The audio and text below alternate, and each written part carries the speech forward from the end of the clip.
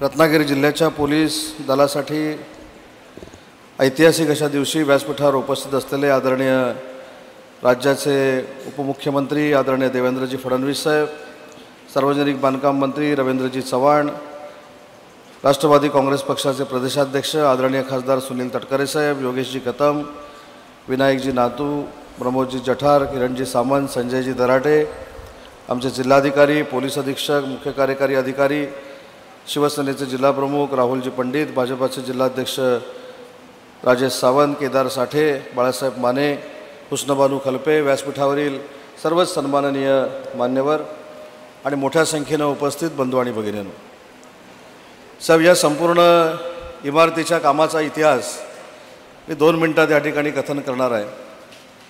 आपल्याला आठवत असेल की 2016 सालामध्ये राज्याच्या सगळ्या पोलिसांना चांगली घरं दिली पाहिजेत म्हणून महाराष्ट्र राज्याचे मुख्यमंत्री म्हणून आपण एक निर्णय घेतला आणि त्याच्यामध्ये रत्नागिरीचं हे पोलीस अधीक्षक कार्यालय आणि या सगळ्या पोलिसांच्या वसाहती देखील त्यामध्ये होत्या. 3-4 वर्ष पहिल्यांदा आराखडा करायला लागला आणि त्याच्यानंतर सरकार बदललं. सरकार बदलल्यानंतर ज्यावेळी आम्ही याची एक बैठक लावली त्यावेळी तत्कालीन मुख्यमंत्र्यांनी सांगितलं की हे काम आपल्याला 2 महिन्यामध्ये सुरू करायचं आहे आणि म्हणून तत्कालीन जिल्हा पोलीस अधीक्षकांना त्यांनी निर्देश दिले की पोलीस क्वार्टरमध्ये राहणाऱ्या सगळ्या पोलिसांनी घरं खाली केली पाहिजेत आणि तसा आदेश झाल्यानंतर आमच्या सगळ्या पोलिसांनी घरं खाली केली. आता घरं खाली करून 3-3.5 वर्ष झाली तरी त्यांना परत काही घरं मिळू शकली नाहीत. परंतु नियतीच्या मनात राज्याचे उपमुख्यमंत्री आणि महाराष्ट्र राज्याचे गृहमंत्री आपण होणं होतं आणि त्याच्यानंतर हे काम पूर्ण होणं होतं आणि म्हणून 2 महिन्यापूर्वी साहेब फक्त आपल्या कानावर ही गोष्ट घातल्यानंतर आपण 160 कोटी रुपये या कामासाठी मंजूर केले आणि नुसते मंजूर केलं नाही, त्याचं टेंडर झालं, त्याचा कॉन्ट्रॅक्टर फायनल झाला आणि आजपासून त्या कामाला सुरुवात होते. हे सांगताना मला मनापासूनचा अभिमान देखील आहे आणि आनंद देखील आहे. साहेब, याच्या अगोदर आपण एका कामाचं भूमिपूजन केलं जे महाराष्ट्राच्या दृष्टीनं, देशाच्या दृष्टीनं अतिशय महत्त्वाचं आहे. स्वातंत्र्यवीर विदा सावरकरांचा पदस्पर्श या रत्नागिरीच्या भूमीला झालेला होता. स्वातंत्र्यवीर सावरकर ज्या पोलीस कोठडीमध्ये राहिले ती पोलीस कोठडी इथनं 2 मिनिटाच्या अंतरावर आहे आणि पर्यटनाच्या दृष्टीनं आणि देशातल्या स्वातंत्र्यवीर सावरकरांच्या भक्तांनी ती कोठडी बघावी, ते स्मारक म्हणून बघावं, यासाठी अनेक वर्ष आम्ही पाठपुरावा करत होतो. या सरकारमध्ये तुमच्या नेतृत्वाखाली त्याला यश आलं आणि 6.5 कोटी रुपये या अपग्रेडेशनसाठी आपण मंजूर केले. त्याचं देखील भूमिपूजन आज आपण केलं आहे. आज आपण महाराष्ट्रातल्या एका सुंदर अशा प्रशासकीय इमारतीचं देखील भूमिपूजन केलं.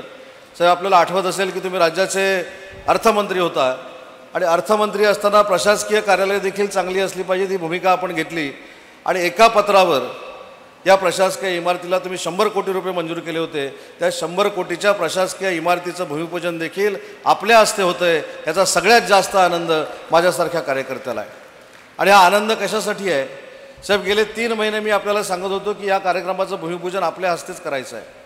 याचं कारण ज्याचं श्रेय हे त्याला मिळालं पाहिजे. हल्ली ज्याचं श्रेय त्याला देण्याची पद्धत राजकारणामध्ये लोप पावत चाललेली असताना या 3 इमारतींचं भूमिपूजन हे देवेंद्रजींनीच करावं हा माझा हट्ट होता आणि म्हणून या जिल्ह्याचा पालकमंत्री म्हणून तुम्हाला मनापासून धन्यवाद देतो की तुम्ही मंजूर केलेल्या कामांची कामं तुमच्याच हस्ते त्याचं भूमिपूजन झालं आहे आणि खात्री आहे की तुमच्याच हस्ते त्याची उद्घाटनं होतील याची इच्छा देखील माझ्या मनामध्ये 100% आहे.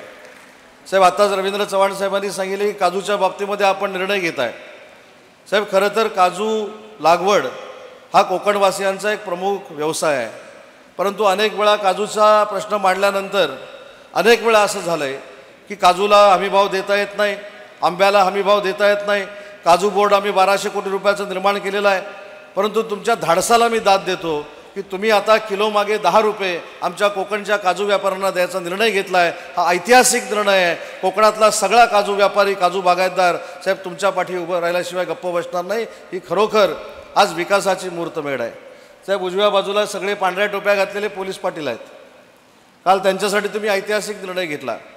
साहेब, गेली कित्येक वर्ष पोलीस पाटलांचं मानधन वाढवलं पाहिजे, अंगणवाडी सेविकांचं मानधन वाढवलं पाहिजे, यासाठी आंदोलनं व्हायची. परंतु संवेदनशील जर सरकार असेल तर कशा पद्धतीनं निर्णय घेतं याचं मूर्तिमंत उदाहरण म्हणजे कालची कॅबिनेट मिटिंग होती. माननीय मुख्यमंत्री एकनाथ शिंदे असतील, आपण साहेब असाल, अजितदादा असतील यांच्या नेतृत्वाखाली काल कॅबिनेटनं देखील पोलीस पाटलांचं मानधन वाढवण्याचा निर्णय घेतला. हा देखील महत्त्वपूर्ण निर्णय हा पोलीस पाटलांच्या दृष्टीनं आहे.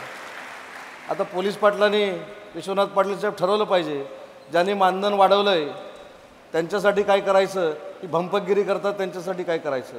देवेंद्रजींना तुम्ही देखील शब्द दिला पाहिजे की कायदा आणि सुव्यवस्था मी बाकीच्या बाबतीतलं काय बोलत नाही, कायदा आणि सुव्यवस्था गावामध्ये अबाधित राखण्यासाठी आम्ही 100% देवेंद्रजींच्या सोबत आहोत. हा निश्चय तुम्ही घेतला पाहिजे, तरच सत्कार करायला मी देणार आहे.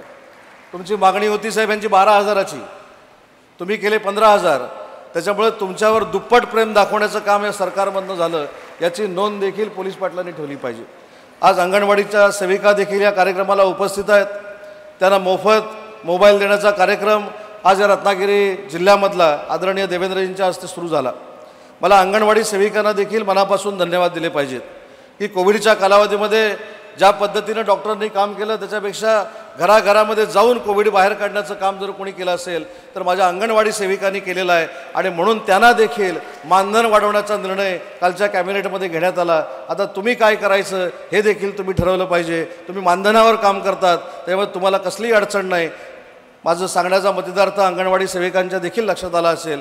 जे सरकार तुमच्या मागं उभं राहतं, पोलीस पाटलांच्या मागं उभं राहतं, अंगणवाडी सेविकांच्या मागं उभं राहतं, या सरकारचं समर्थन करण्यासाठी आपण देखील भविष्यामध्ये पुढं आलं पाहिजे. ही देखील प्रामाणिकपणाची भावना माझ्यासारख्या कार्यकर्त्याची आहे.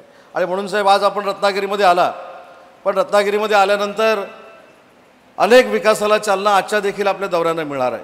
काजूचा प्रश्न संपणार आहे, आंब्याचा प्रश्न संपणार आहे, आंबा बोर्डाचा प्रश्न संपेल, कैद्यांच्या अधिकाऱ्यांच्या निवासस्थानाचा प्रश्न संपेल. असे अनेक प्रश्न आपल्या या उपस्थितीनं मार्गी लागणार आहेत. फक्त जाता जाता जिल्ह्याच्या वतीनं मला आपल्याला एक विनंती करायची आहे. आज 2 महत्त्वाचे MOU साहेब आपल्या साक्षीनं आपण केलेत. त्याच्यामधला एक जेम्स अँड ज्वेलरी, याचा उल्लेख मी एवढ्यासाठीच करतो की 3 महिन्यापूर्वी राजकीय एक पत्रकार परिषद घेण्यात आली आणि जेम्स अँड ज्वेलरी ही सुरतला गेली, गुजरातला गेली, अशा पद्धतीचं भाकीत सांगण्यात आलं. पण तुमच्याच नेतृत्वाखाली, एकनाथ शिंदे साहेबांच्या नेतृत्वाखाली हे सगळं खोडत काढत दावोसमध्ये 50,000 कोटीचा MOU हा जेम्स अँड ज्वेलरीबरोबर केला. पण अट टाकताना अशी टाकलेली होती की तुमच्या CSRमधनं महाराष्ट्रातलं पहिलं ट्रेनिंग सेंटर हे रत्नागिरी जिल्ह्यामध्ये कोकणामध्ये झालं पाहिजे. आणि त्याचा साहेब MOU आज आपल्या हस्ते या ठिकाणी होतोय. ते देखील जागा बघून गेलेले आहेत. 2 महिन्यामध्ये ते ट्रेनिंग सेंटर या ठिकाणी सुरू करणार आहेत.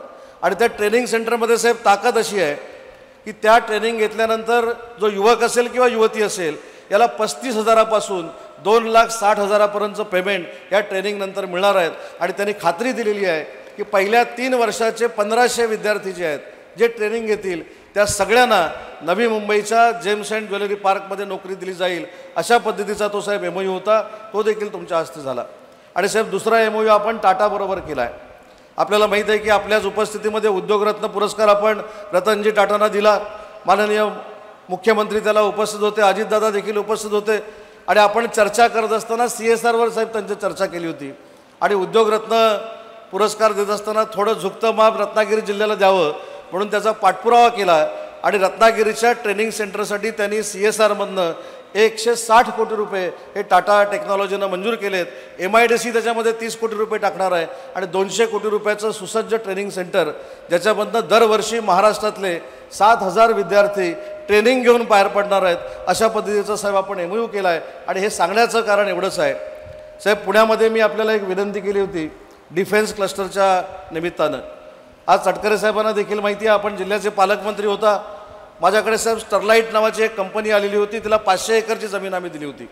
आपल्या सगळ्यांच्या आशीर्वादानं आम्ही डिस्ट्रिक्ट कोर्टामध्ये MIDC केस जिंकलेली आहे, हायकोर्टामध्ये केस जिंकलेली आहे, सुप्रीम कोर्टामध्ये देखील आम्ही जिंकू हा आम्हाला आशावाद आहे. परंतु साहेब आपण पुण्यामध्ये मी जी मागणी केली होती, आपण जे 5 डिफेन्स क्लस्टर या महाराष्ट्रामध्ये जाहीर करतोय त्याच्यामध्ये नागपूर आहे, शिर्डी आहे, नाशिक आहे, पुणे आहे आणि रत्नागिरी आहे. गणेश निबे हे तुमचं ऐकणारे एक व्यक्तिमत्व आहे. आणि म्हणून पुढच्या आचारसंहितेनंतर पुन्हा एकदा देशाचे पंतप्रधान नरेंद्र मोदी साहेब झाल्यानंतर आपण पुन्हा रत्नागिरीमध्ये दौरा करावा आणि हा डिफेन्स क्लस्टरचा कार्यक्रम देखील MOU देखील रत्नागिरीमध्ये करावा, जेणेकरून हजारो बेरोजगारांना न्याय मिळेल, नोकरी मिळेल. एवढीच विनंती रत्नागिरीकरांच्या वतीनं मी आपल्याला करतो. आज आपण रत्नागिरीमध्ये आला, आपलं शेड्यूल खरोखरच अतिशय व्यस्त होतं. माझा आग्रह असेल, रवींद्र चव्हाण साहेबांचा आग्रह असेल, आमच्या दोघांच्या आग्रहाला प्रतिसाद देत आपण या ठिकाणी आला, त्याबद्दल या जिल्ह्याचा पालकमंत्री म्हणून मी मनापासून या जिल्ह्यामध्ये आपलं स्वागत करतो आणि भविष्यामध्ये देखील या रत्नागिरी जिल्ह्यावर आपली कृपादृष्टी अशीच राहो ही आपल्याकडे विनंती करतो आणि थांबतो. जय हिंद, जय महाराष्ट्र. एबीपी माझा, उघडा डोळे बघा नीट.